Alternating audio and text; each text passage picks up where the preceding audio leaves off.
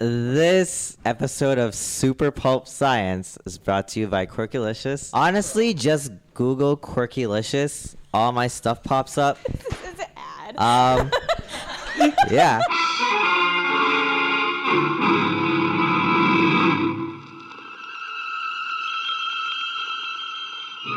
Attention, citizens. It's time for Super Pulp Science. This is Super Pulp Science, where we talk about how genre gets made. I'm here with long-traveling co-host Samantha Biko. Hey. Long-suffering co-host Justin Curry. Hey. And Drake Tsui. 10 out of 10. Yes. I practiced before the show. I really did. Who is a author and illustrator of the Sin manga series, but also known by the internet handle. Is that how we'd want to say it? Quirkilicious. That's how people know you. Yeah. Do they call you quirky and things like that when they meet you in person? No. Although some people will say like, hey, Quirk, but a lot of people figure out my name's Drake like pretty quickly because it's on the banner and it's kind of in their face. So you benefit from excellent marketing. Yes, I guess so. Yes. P.S. Need a logo still. P.S. Branding's important. Yes. Yeah. So Drake is a longtime convention warrior, and that's why we'd like to bring him on the show. I first knew about Drake because Justin knew about Drake. So maybe Justin should tell the story of where Drake came from. Oh my God. So, Oh no. Tell my origin story.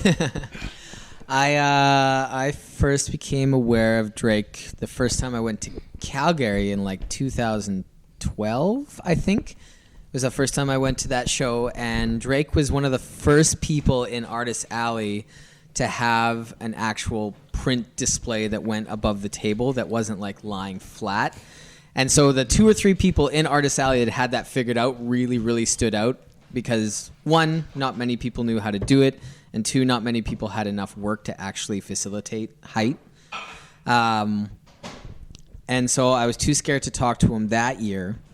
But then the next year in Vancouver, we were kitty-cornered to each other, and I thought I had done enough to maybe like warrant a conversation. So we started chatting, and then we just kept seeing each other. Do you remember this first meeting, Drake?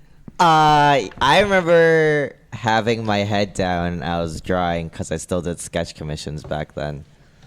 And my partner at the time was the one who probably reached out to you because she was the socialite, I guess. Yeah. Yeah. But yeah, I had my head down and I was drawing. I was like, oh, hey, some guy's trying to talk to us. All right, sure, why He'll not? go away eventually, I'm sure. But I never did. And so you just wanted him to go away? Is that the point of this story? Because you have self-described yourself as beginning in convention land as being very shy. Yes. But, anyone who's met you in the last few years would be like, well, this guy's super Yeah, you're very outgoing and friendly. Yeah. What's going on? At least at the table. Oh, everywhere now. Don't worry, Greg. Yeah, It's okay. not just a front I put on. Yeah, I started out. I think at that time I was still transitioning from being like super shy introvert into like, a more outgoing, friendly person I am now. So yeah, I think definitely my partner did the legwork in establishing that beginning of our friendship there. And too, like, it was just over the years, we do a lot of conventions and you start to see the same faces over and over and over again. And so it's almost like we're seeing these people more than we see like our real friends back home. Yeah, you spend 20 weekends times 40 hours in a year. That's a lot of time to spend with people who are your work colleagues. And we're all going through the same thing. We're kind of working together. So yeah, it's a lot of good friendships have been cultivated from just seeing these people over and over again. And you suffer on the show floor, right? Together. If it's a bad show, if it's a slow show or it's poorly run or whatever, everybody kind of... Yeah, sometimes we start a group chat and then like we'll just bitch a little on there if Yeah. we're really bored. Just to vent it, right? That doesn't happen that often though. No. Yeah. You got to put it somewhere, right? Yeah. So it's good to have people who go. So how did you get into making art for a living? You do this full time, full disclosure. I think, yeah, and you've been doing it longer than any of us. Any of us. When did you start? Give us the story. I actually got super lucky. I still feel like I'm pretty lucky. But I kind of stumbled into art. It was like the last year of high school. My grades weren't that great, and I was like kind of being pressured by like, you know, Asian parents and everything to like go into post-secondary immediately and figure out what you want to do with your life. So I was like, all right, I'm kind of known as the artist guy, you know, amongst the students. So I was like, maybe I'll go into art. I guess I'm okay at that. So I went to art college in Calgary because at the time I was like kind of too scared to go live alone in like Vancouver or Toronto for any of the bigger art institutes over there. And I don't know, I heard okay things about a.k.a., which is the art college I ended up going to. And yeah, initially I kind of hated my time there because their program required you to do 2 years of fine arts before like declaring your major. And I did not want to do fine arts. I was a kid, so I was like, ooh, concept art for video games. Yeah, that's exactly what I want to do. Yeah. And did it bother you, this distinction that was made between building up a whole world and doing a painting that is essentially building up a whole world, but it just doesn't have context? Like, I have a trouble with this distinction of fine art versus art in general. I just didn't like the lack of industry structure to fine arts. Right. And It's also, always about self-improvement, not about what you could do for other people or an industry or like Well- practical application is like the last thing on the list usually. yeah. We're Yeah. lowly commercial artists, I suppose. Yeah. Yes. Yeah. What bugged me was definitely the lack of practicality to what those first 2 years was teaching me. Mm-hmm. Like some of the classes were like, go do like performance art, and I'm like, Oh, I just God. want to do like digital illustrations for like some sort of market. And no, they're like, go like make a statue out of trash you find around where you live. That's like super like fine projects artsy. like that. Yeah. But hold on. Okay, so if you're into sculpture, this is the greatest direction you can be given. But Oh, if yeah. you know that you want to Yeah, so they didn't do let you illustration- declare your Right, your until- thing until 2 years of this for Right. whatever reason. I don't know why. So So- that's what was frustrating. So some people go to school hoping to find the thing they'll be good at, but Yeah. you believe you knew already. and Yeah, so all I these definitely things had are a in the way. very strong idea of what I wanted to do and what I excelled at already, and I just wanted to improve upon that even more. So you suffered through school. When did they finally let you? When did you let yourself actually just make the art you wanted to make? Well, it was after the 2 years. Like, so third year hit, you were allowed to declare you want to go into design and illustration and stuff. And so projects started feeling more relevant to what I wanted to do. But like even then, I felt like they weren't very challenging, or the instructors still weren't quite sure what you wanted to learn. And if they did know, a lot of them were out of touch with the industry. So I ended up feeling like kind of jaded still, because I was like, man, I actually know what I want to learn now. And like, I just realized you guys actually can't teach a bunch of these skills that I'm asking for. So I spent a lot of time like just doing homework on these projects, and I started getting like freelance jobs with like mobile game companies, because at the time I had kind of like a big art following online on DeviantArt, which, you know, was big once upon a time as well. And yeah, it was cool just like doing stuff for mobile games and feeling like I was a professional again and kind of getting my life on track. But this was all while you were in school. Yeah, Yeah, it's pretty this crazy that you had a freelance gig like that. That was the what was it called? Where you did the level up characters? That came in the fourth Oh, year yeah. art college, but yeah, that was Urban Rivals. I remember, yeah. Because I remember that's how I think I first discovered you online was that. So that's pretty crazy that you had that during school. Yeah, well, just because I worked fast, and then like I didn't feel challenged by the projects, or like that they 100% went towards what I want to do. Because even though it was character illustration and design, some of the projects were like, oh, this is what you could do for a magazine, and I'm like, I definitely don't want to go work for a magazine. So Right. But yeah. then you went finding. You have as a former educator, well, a current educator, but formerly employed by the school system. Yeah. I find it fascinating that you not only knew what you wanted, that you pursued it parallel to also going to school to work hard on stuff that you didn't want. Like, it wasn't like, oh, well, school's not giving me what I want, I give up. Yeah, it kinda It sounds like was, school- school's not giving me what I want, I'll just do it anyway. And that didn't deter you? Like your peers at school didn't make you think that you were going in the wrong direction or anything like that? No, You're not pretty really. self-confident and Yeah, I was really confident in my ability, and like, I don't want to sound braggy, but like, out of like that class, I felt like I was like top 5 of the artists that were there. Yeah, it's not bragging Yeah. if it's an accomplishment. If you're just stating an accomplishment. In one moment of history-making violence, nature, mad, rampant, wrought its most awesome creation. I'm actually just sitting here as these guys are chatting, and I'm looking through your art book. This was your first art book? Yeah.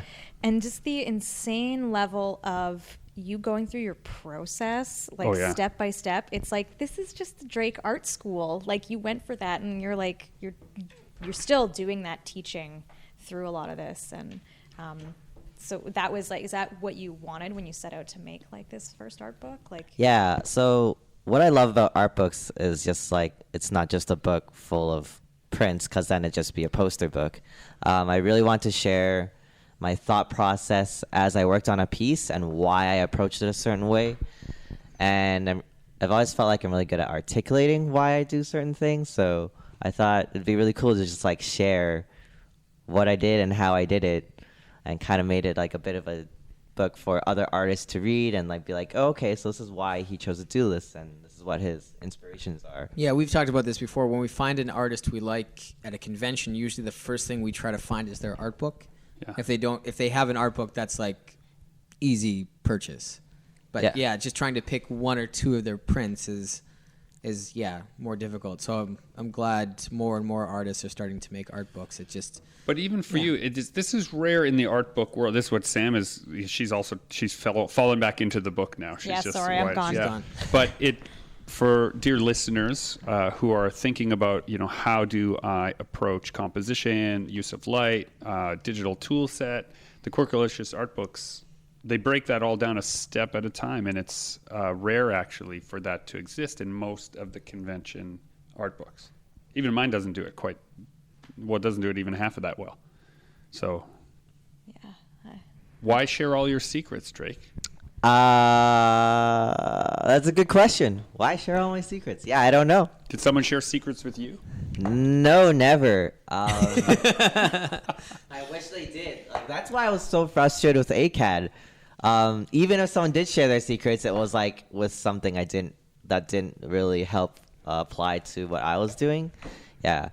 and then in convention land, like a lot of artists are very hush hush. Yeah, about a they're lot like of they're things. very competitive. Yeah, they're super competitive, so they probably wouldn't want to share. Especially because you are kind of an anime artist, and anime artists, I feel, almost have a bit of a different reputation than They comic do. book artists. Yeah, they have a reputation. So Anime Artist Alley, artists in general, they do have a reputation of being a lot more competitive with each other, and it's almost like they kind of like bite at each other, like, oh, you like they secretly do like something that's like the next big series, and they want to do it before anyone's heard of it or has known it. And I heard a story from the show floor of like, maybe you told me a story where you observed it. Like, I'm going to draw everything that you draw from now on. Was that There's a lot more drama with anime artists, or maybe I just No, you're just no. I think mischaracterizing there's that. just There's plenty of There's drama. drama with artists. at shows in Drama general? Yeah. everywhere. Anywhere where people are fighting for their livelihood based on creative properties, you will find drama.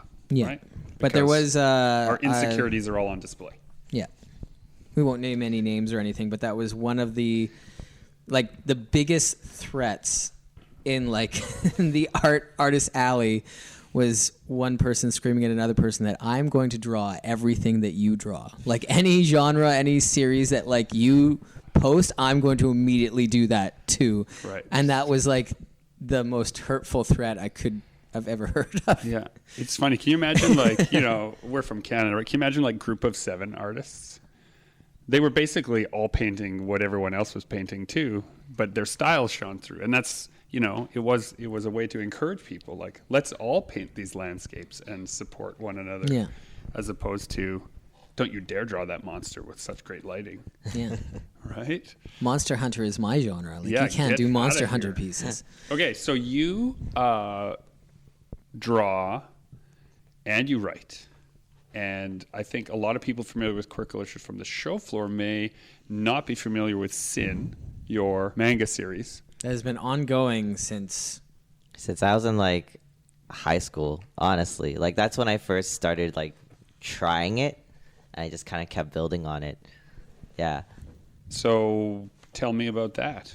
So I always knew I really liked studying narratives or storytelling in general. Like, I'm kind of like a self-proclaimed movie critic, so I'm really critical about storytelling and all those things. And I always showed an interest in creating my own story.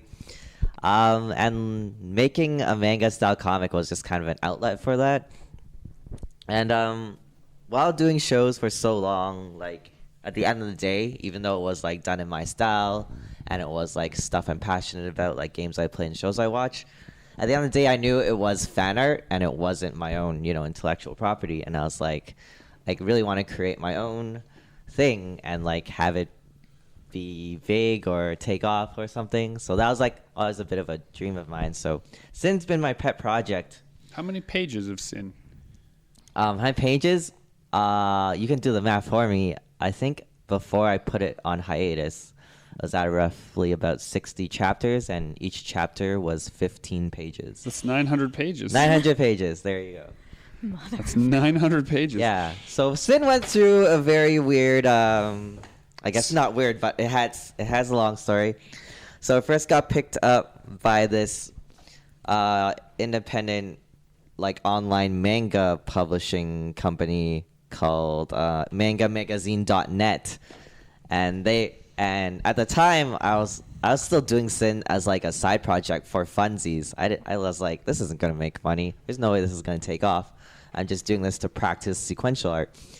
And so they picked it up, or they offered to like pay me a certain amount per chapter, and I was like, whoa, getting paid to do art? Yeah, sure, why not? I'm like 19 at the time, 20, and I totally didn't expect anyone to pay me to do comics. So was this, I need to interrupt, was this before or after the video game concept art that you were doing?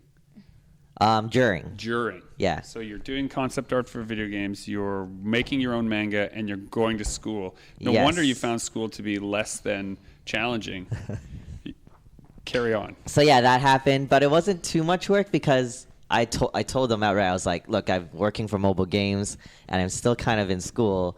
I could do like one chapter a month. So that was like 15 pages a month. So it wasn't too bad. But yeah, so I did that for a while. And then Manga Magazine rebranded to Ink Blazers for like a couple years. And then Ink Blazers just shut down entirely one year kind of abruptly. It kind of pissed off a lot of the people who were involved, but like it didn't affect me too much because it wasn't my main source of income at any point. I was just cool that I was getting paid for it. So after Ink Blazers shut down, I put Sin on hiatus for like a year, and then I continued it afterwards just because I still had that itching to do narrative stuff. You just put it out yourself after Yeah, that. and just put it out myself. Right. Yeah. So Sin has 900 pages, like a huge cast of characters, just like really elaborately choreographed fight sequences in it. I see, but the art style, this is where I'm going. The art style is very different in some regards to your painterly style for your full color work. Can you talk about that difference? Yeah, so that's something interesting too. Like, I'm known for these like super cool dynamic action paintings, but when I go do my manga, it's manga style artwork. It's clean lines, black and white. Yeah. So there's no color at all. And like I'm also just known for dynamic paintings. Like the colors are very vibrant, and I do like a lot of just like lots of colors. So going back to like black and white and clean lines and everything, every time I switch between working on prints and working on Sin, I gotta like kind of like adjust how my brain is thinking as I'm drawing. And I thought it was just really cool how I was trying to develop two sets of skills at the same time, and I saw it as a bit of a personal challenge sometimes. And honestly, I would have liked to stick to something that was more cohesive, so that like people see my prints could immediately see my manga and be like, oh yeah, this is clearly the same art. But I didn't quite know how to do, I guess, a manga with like a painterly style without it being a shit ton of work. And I also really didn't know how to do nice, sick prints with just line work and cell shading and stuff, because I liked the painterly look a lot. So why not both? Why not both? Time and cohesion. Yeah. Yeah, I'm blown away. I knew Sin was big, but I thought it was this big. Like, we have a few volumes at the studio, so I didn't quite realize the breadth and width of it as a 900-page magnum opus, which most people can't sustain that kind of interest in a story. We're witnessing the secret of creation. You are starting something new, though. Yeah, so I actually tried to relaunch Sin this year. Yeah, you redrew the first couple of chapters. I redrew the first 3 chapters, and I'm re-releasing 1 chapter a week every Wednesday on Webtoon. And while I'm doing that, I'm also like fixing up panels that I think the art is just like really shit and doesn't go with what I do now. And I'm also rewriting bits and part of it so the story flows better, so you don't feel like, oh, why wasn't this mentioned earlier, but it's happening now, blah, blah, blah. Just like little bits. And as I'm doing this, I'm realizing, you know, I'm just not super passionate about Sin anymore. And then I was like, well, why am I trying so hard to make this work if even I'm not passionate about it anymore? And I think I just had a difficult time dealing with the idea of accepting like a project I put so much time in as a failure. Yeah. But So- is it a failure? You did 900 pages of a story. Yeah. But like it never ever took off the way I wanted it to. Right. Still And- could. Yeah. You're not dead But yet. but that's my point though. Like, it still could, but if I was passionate about it, and right now I just feel like I'm being stubborn and I want it to be successful, not because I love it anymore, but I just want to be successful is because I don't want a failure on my resume. Right. Yeah. So I kind of like very recently kind of like came to terms with that. And like, okay, well, what am I passionate about? I've always wanted to do a comic about like something related to gaming. So I came up with a concept for that. It's about like kids who want to be pro gamers. But yeah, that's like in the works, and it's kind of trying to keep it hush hush a little. But anyways, so Too Sin, late. so yeah, Sin. I'm still gonna go through with the relaunch and try to do 1 chapter a week. But once it's caught up to where I put it on a hiatus, I think I'm just gonna let it, Be over? let it be over, or until like, Shelve it. yeah, I shelve it, or if like people show interest in it again after reading my other comic and be like, oh hey, what else has this guy done? And if they want to see an ending to Sin, I could always try to wrap it up in the future. Right. Yeah. They do have 900 pages that they can revisit if they feel like they Yeah, need more. exactly. It's right? a lot of content to like sink our teeth in anyway. Yeah. Sam is still completely enraptured in this art book. And this is just volume 1. Do you have other? Yeah, art volume books? 2's out. Yeah. Wow. Yeah. Actually, you're very prolific. Like Thank just you. like 900 pages of this manga, and also I'm just flipping through this book. I'm like, and there's a new, and there's another one, and another one. Like you do a ton. Like crazy. When do you sleep? When do you go to cons? Like. I want to know the life of Drake. I think I've always planned out my life to maximize efficiency, and that's in a way like a strength and also like I guess a weakness, because a lot of people tell me I don't know how to relax. Like I honestly God don't know how to like go on vacation and just not do anything and relax. We've had that conversation on this podcast that we suffer from that too. Yeah. But perhaps not to the same degree. Maybe not. We're not doing as much. Yeah, we're clear. We're not doing it right. What having you on the podcast has convinced me of is that I need to do more work. You do need to work harder. It's true. It is definitely true. Yeah, but yeah, like I'm always thinking of what I'm doing with my time and how it could help further my career. So even when I'm like relaxing, I'm doing air quotes right now, playing video games, I think, okay, this is kind of like market research. If I play this video game, could I do a print of it? And how well would that sell as a print? Is this video game popular enough, or is it too niche? Blah, blah, blah. So I think about all this stuff even when I'm just like buying my next video game to play. Yeah, and video games are to this generation, they're what books were to my generation, as far as like you have a favorite that has this nostalgic value. And I've seen this sort of incredible effect on 20-somethings at shows where they exclaim with such delight that, oh, this game they thought was super niche from the Dreamcast, someone made art from it, and they spent 200 hours one summer doing nothing but playing this game, and Panzer Dragoon. Someone finally understands it, someone gets them, and they've distilled the core idea of these 200-hour experience into a single image. Yeah. So this is what you're doing as you're playing these games. It's Yeah. just like reading and rereading a novel, right? Yeah. Like, what is the essential idea, And right? That's actually why I love conventions so much, is like distilling that feeling and that passion into something, into one image to like give to someone, to like when it's done well. Yeah. Like, it's not always done well, but when it's done well, when an entire like 9-season show is like distilled into like one picture, wow. Yeah. Yeah. So that's why I still love doing cons, and it's probably why like I never get tired from them. Like I do like roughly 30 a year. I do like 4 back to back, and then like I have a week off and another 4 back to back. But I'm still really enjoying it, and I never feel exhausted or tired out from it, because it's just so fun sharing all these creations with people who I've shared the experience of playing these games with as well. And yeah, it's really great. So when you're playing online, is Quirkilicious your gaming handle? Like, do people know they're playing against the guy whose poster is hanging in their room? Yeah, it's really cool. When I play League of Legends and Overwatch, every now and then I'll be in a game and someone will be like, Quirkilicious, like the artist, ? And I'm like, yeah, that's me. And they like freak out a little, and it's really cool. Yeah, because they literally have your poster up while they're playing you. Or they've seen my art on Reddit or whatever. Yeah. The like arenas in which people have access to creatives now are so much more diverse. Yeah. I think so. It's wild. It's totally wild. Sam, you had a flirtation with the fine arts world. Yes.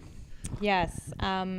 I started out doing a fine arts degree, and kind of similar, you're learning all these things, but fine arts is much different than a design degree, where you're not really learning technique. You're just kind of like, we're doing like very traditional medium, and you're learning more of your medium, and your style will come through that, and you're not really going to prepare you for a career, though. And honestly, so I did not come from artists. I came from tradespeople, nurses, millwrights. So I really had no one to kind of guide me and say, oh, well, you could have done a design degree. So I quit fine arts because I was like, this is not what I want at all. And I went and completed my English degree, went into book publishing, and but I did start out with art and using that as a gateway to telling stories way before I became an author or writer. So I put my art aside for like 10 years, like more than that. And so I'm just now coming back around to it. Yeah, but you're back in it now. After I've spent all this time at Comic-Cons, because I've been doing them one way or another for the past 8 years, but in more of like a book capacity, like with book publishers. But in recent years, working with you guys and working like in the traditional comics industry, I've slid back into that world, and I've become a comics editor as well, in addition to like a books editor. So it's kind of feeling like now is the time I should just re-equip myself. Right. But you already draw and write and paint traditionally and digitally. You make sculptures. You do some pretty incredible sculpture work. Yeah, but it's just so interesting when you're kind of in the book publishing world and the writing world. It's really hard to do both. It's hard to focus on one or the other, and comics publishing is so different than book publishing. And I was just talking with Drake before we came on this podcast about how to pitching comics is so much different than pitching a novel. Oh yes. And because it takes so much more time to do a full comic than it does like a novel. Like you can bang out a novel and submit it. And I'm not saying that that's something you should do, but I mean, but you know what I mean. Like it's just so much more intensive in building up your like artistic talents. Like this is really good. I'm just gonna take this home. It's been here on the shelf all this time. I know, all have this the time. second one too somewhere. Yeah. So yeah, I'm just kind of getting back into it, but I've been behind the curtain for so many years now. I'm coming out. Pay no attention to that man behind the curtain. The great boss has spoken. So again, as a former educator, as a current educator in a different form, do we owe it to those schools and places that we came from where we couldn't find the things we needed to go back to them and show those young people hey, here's our careers now. Like show people how to do the thing that no one is showing them how to do. Yeah, I do it all the time actually. Whenever people come to me at cons, and it's actually usually like a parent with their kid, and like the parent is like, look, my kid like really loves art. I think your art's amazing. Like, do you have any advice for us for like what we should do in terms of like going to school and stuff? I immediately tell them, don't go to ACAD. Oh no, an ACAD's listening. And then also This episode brought to you by ACAD. and I also tell them how there's so many incredible online resources now you can find to become a digital illustrator or just like do what we do. Also, I have a lot of friends who actually have started like schools of their own where they like teach these short-term like 1-2 year courses, or not even, you can just pay for like a few classes, and they teach you the vital skills you need to get into the industry. Whereas like places like art institutions and stuff, I feel like they're still, a lot of them have curriculums that are still very archaic and don't get you straight to exactly where you want industry-wise, and aren't as focused as you'd probably want if you were like really concerned about making a living as an artist. Yeah, whereas all these new schools popping up, they all focus on that. They all focus you on industry skills. They give you industry contacts. Yeah, they have ties to the industry. Yeah. That's usually a huge, like. Yeah, well, I have a friend who went through welding, right? Got his diploma to be a welder, and they placed him in the job market. And another friend that did carpentry, and they placed him in the job market. But if you do illustration, they go, good luck. Yeah, good luck. Do it yourself. Yeah. Build That your was, own business. Yeah. Greg and I recently did, well, a while ago, we did we had a table at the U of M, and we were selling our work and books and stuff. And we had quite a few students from fine arts and from the graphic design at U of M come up and ask about like where we got trained and how all that worked.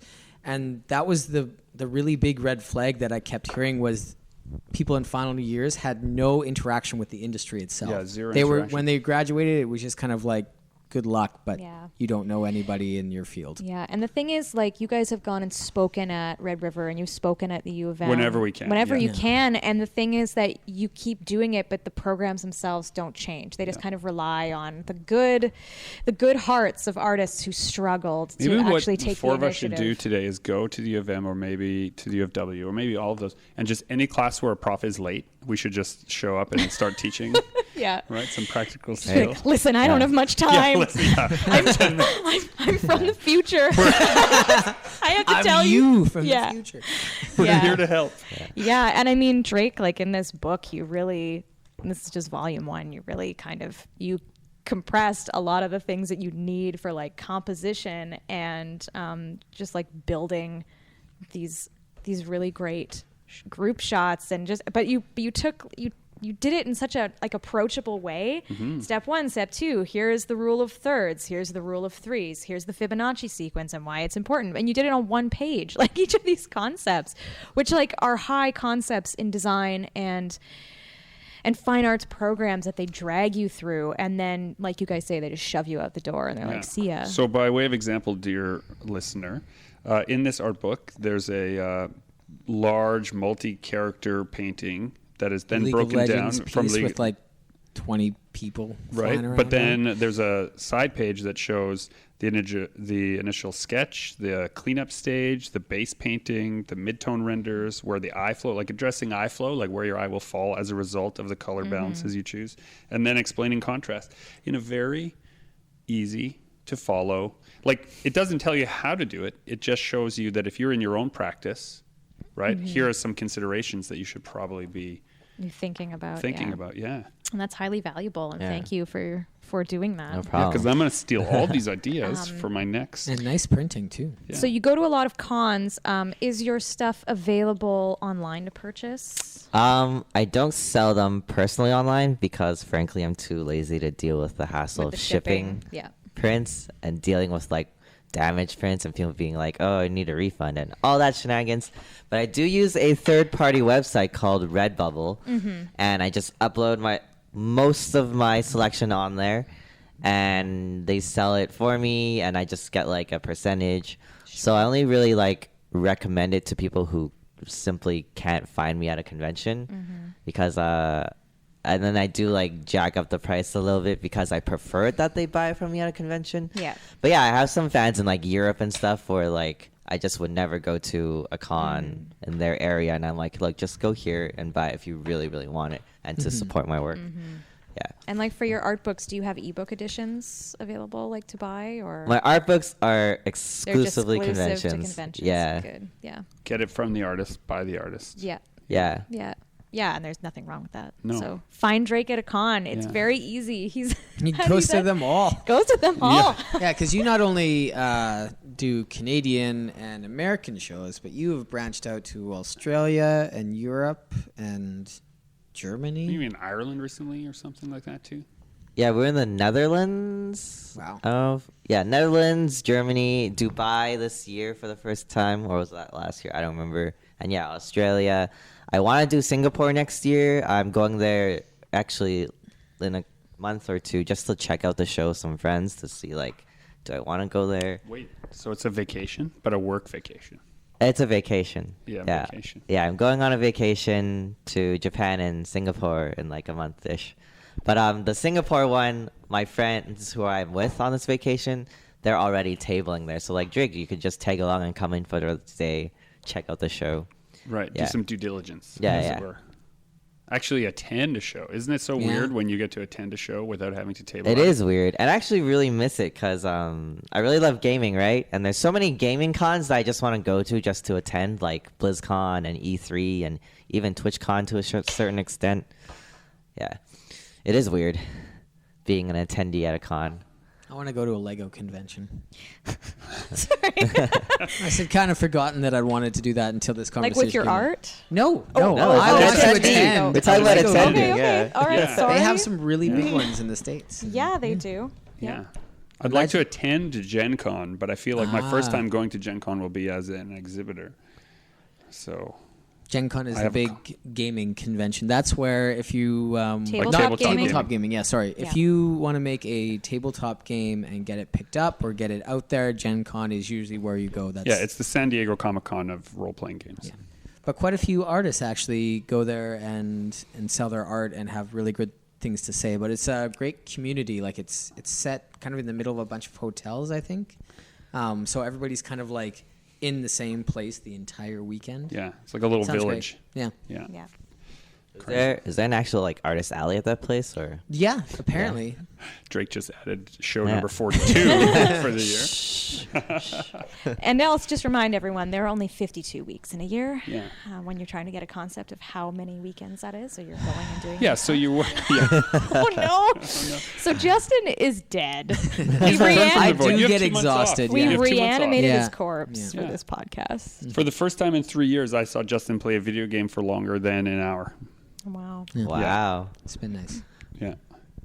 No, we had these lofty ambitions here in the studio. Well, you've seen the studio before, Drake, but we have these lofty ambitions here that will slack off. We were going to go Right? see movies because Yeah. it's a movie theater, Theater right across the nearby. street We're going to play and- video games. Yeah, man, it'll be so great. Everyone will think we're working so hard, but we're just going to slack off. Ha. No, we just work all the time.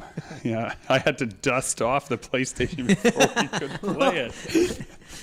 Oh no! Yeah, so that was a sort of a wake up call that maybe we should balance our time a little bit more with joy. We do have a good like backlog of amazing PlayStation games to get through, and you know what?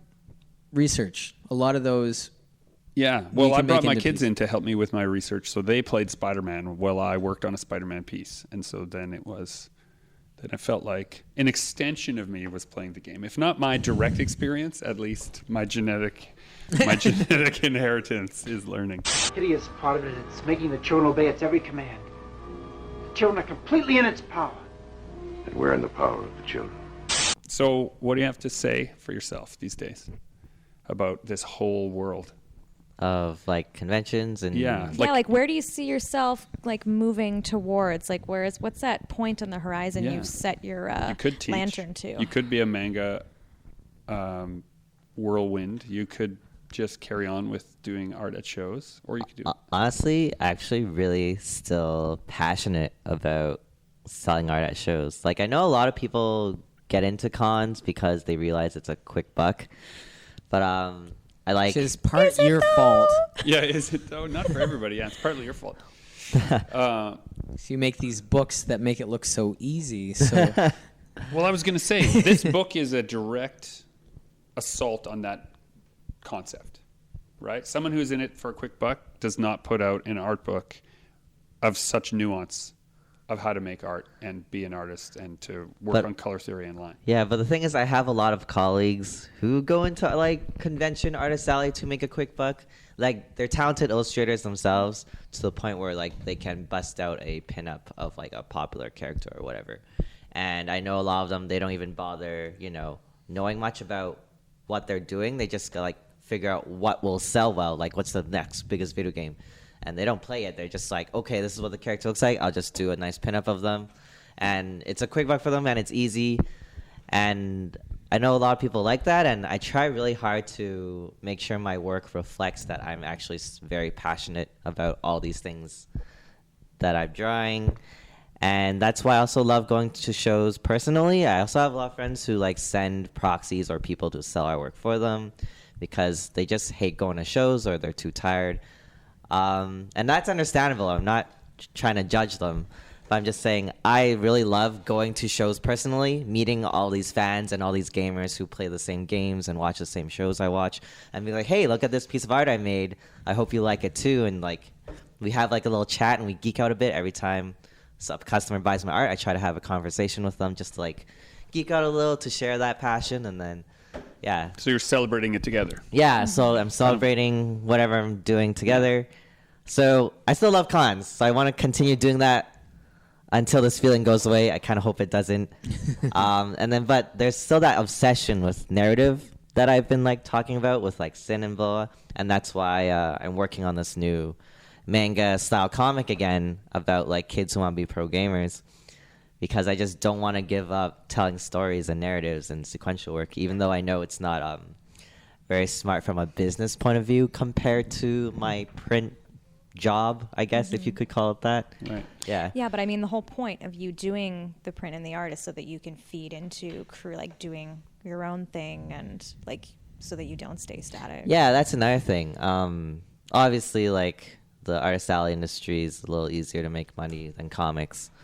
So I kind of use that, and then I feel like I have a lot more freedom with my comic because I'm not pressured to find a publisher or someone to pay me to do it. So I'm living comfortably off of what I'm bringing in from Artist Alley, and then I have the leisure to do this personal project, comic, whatever, that I have tons of freedom with. And that's kind of like, I'm really happy with where I am with that right now. Ideally, this comic takes off and I can focus less on prints. But I don't know. That's if people read it and like it. And yeah, if it takes off. You're just enjoying the ride. Yeah. Yeah. We are all interested in the future, for that is where you and I are going to spend the rest of our lives.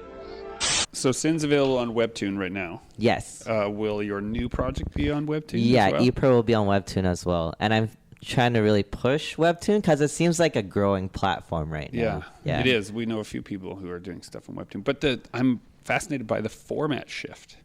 Webtoon requires a different type of narrative flow. So that's another problem I ran into. Sin was always done like as a manga, right? So it's got paneling for like print.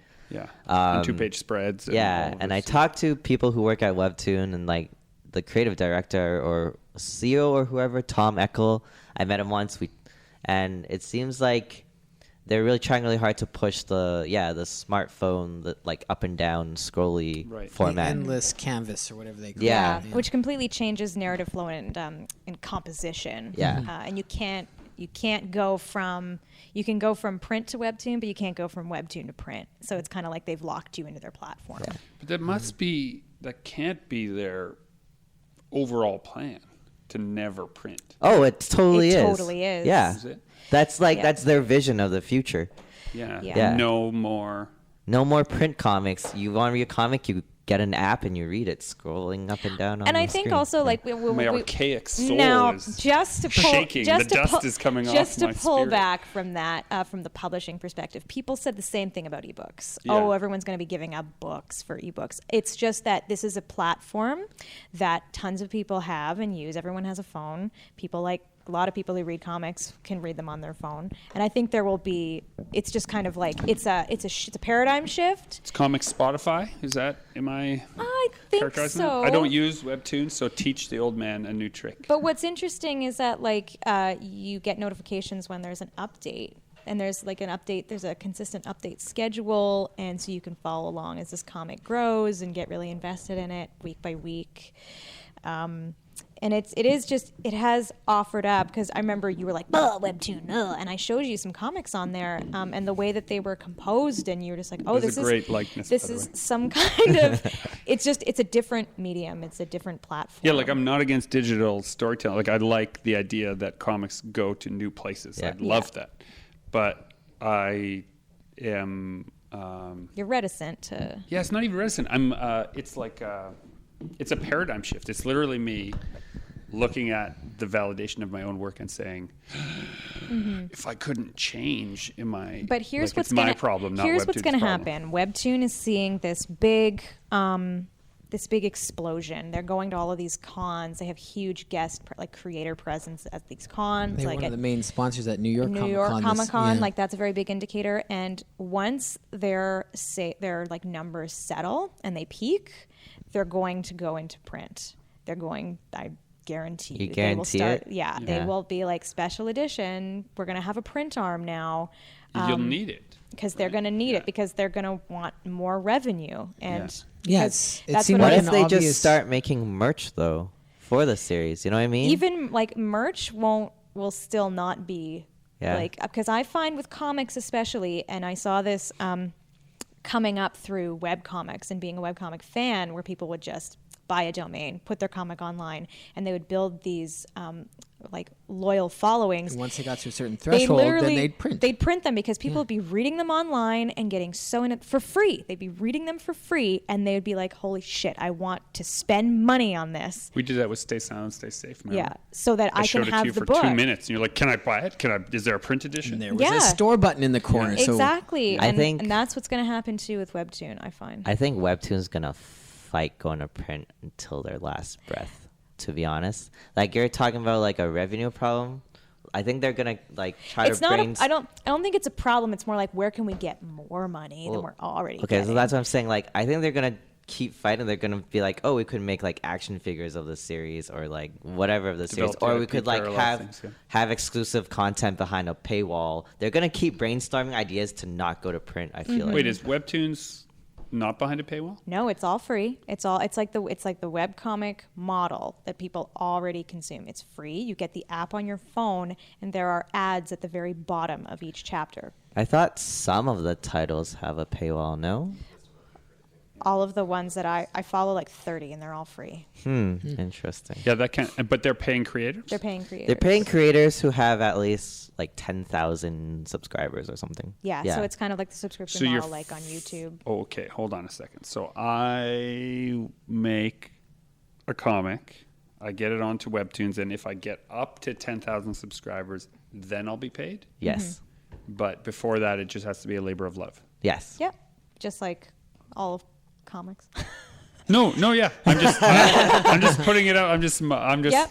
trying to understand if I understand Yes, it. because Yeah. more subscribers means more exposure to the ads that are at the very bottom, and they're very small ads. Like they're like the size of a postage Yeah, I don't even stamp. notice that. It's on You don't even Webtoon, notice honestly. them. So then that won't work. Yeah. Yeah, So, but the hold thing on. is, the people who are advertising on them are paying Webtoon, and then therefore, So teach me more. access. How much does a person make? So you have 10,000 subscribers, and it took you 2,000 pages to get there. Honestly, Are you paid retroactively, or are you just paid now? like paid per By new the page click or or new pay per post? new.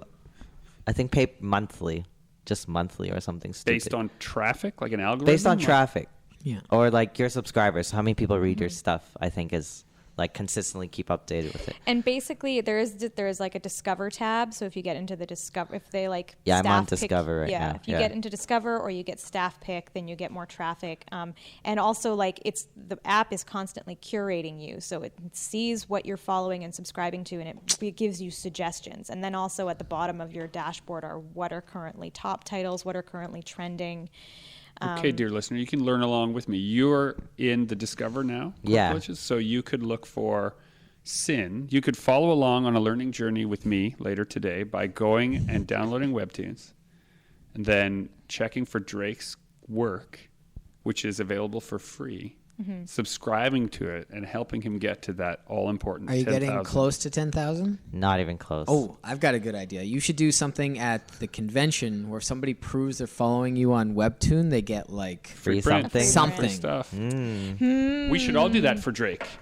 Follow Drake on Webtoon. I'm going to get And my own what's- stuff on Webtoon. And what's No, you beat them to interesting, 10,000. what's interesting is that you rate all of the comics that you like, and you can rate them every time a chapter comes up. You can rate them just as the comic itself, and there are a ton. People will comment. People will, you can create a whole community just based on Webtoon. So it's not like Webtoon is just a static void. There are tons of users on there talking to each other, And there making now I recommendations. see the revenue model. It's Yeah. the data of it's that user data that they're selling. I see. And it is in your pocket on your phone because that is a device that every single person on this planet has. Yeah. I just had to hear that part to understand the revenue model. Now I get it. Yeah. Okay. You have to know where what the devil's And bargain this platform is. is brand new. And the thing is that when these kind of like social media publishing platforms come out, they have a really big heyday in the first 2 to 5-ish years, and then something changes. Like we've seen it with Instagram, we've seen it with Facebook, we've seen it with YouTube, where people who are making very big incomes on developing their communities and their subscriberships, their incomes go down drastically because discoverability has gone down because these companies are being bought and sold by other companies, and the algorithms are changing, and they make it more challenging for content to get out there. So we don't really know what's going to happen with a Is platform. anybody else Yeah. really annoyed with YouTube these days? Yes. No. It's all like the- an annoying thing to use. Yeah, it's like watching TV, and I Yeah. can't stand it anymore. Yeah. But more on that thing with Webtoon. Yeah, I'm not putting all my eggs in that basket. Yeah. I'm definitely making ePro. Well, I guess you guys know the title now. The Pro Gaming dun, Comic. dun. We can bleep it out every time if you'd like to build mystery. Yeah, I'm making ePro. Kill Bill it. Yeah. I'm making it targeted towards print first, and I'm thinking about formatting it specifically for Webtoon after, so I have 2 versions. But right now, I'm just kind of struggling. Like, could I do that much work? Because it's already hard enough, doing a comic. Now I gotta format it for like smartphones and shit, and I'm still traveling and doing cons So then you practically maybe hire full time. someone. Yeah, so I've been thinking about like finding someone to like format the chapters for me, but then I'm like, do I even trust anyone who can turn my awesome paneling for like print into paneling for like For the tumble down. for the tumble down? Yeah. What do you call that I format? don't know what it's called. I just It's just I just call it the Scroller. smartphone. It's just scroller format. Scroller Scrolling. format. It has a term. It's endless something. And Endless it's just something. like the Endless scroll. an endless comic. An Yeah. endless waltz, perhaps. Yeah. And to be honest, there are some webtoons that I follow that are not so highly composed, and everything is still in panels. They're just staggered. Yeah. And they're popular. There's actually a gaming one on there called Let's Play that does that.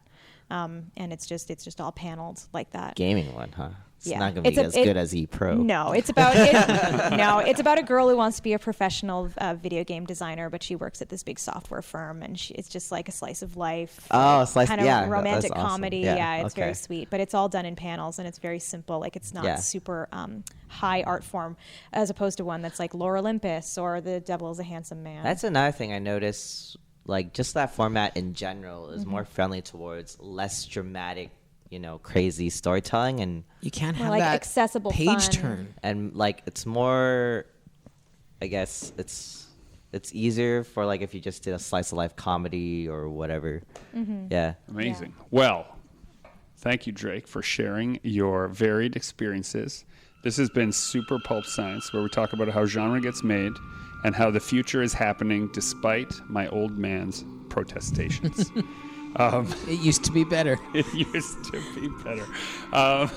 Join the fight and make comics.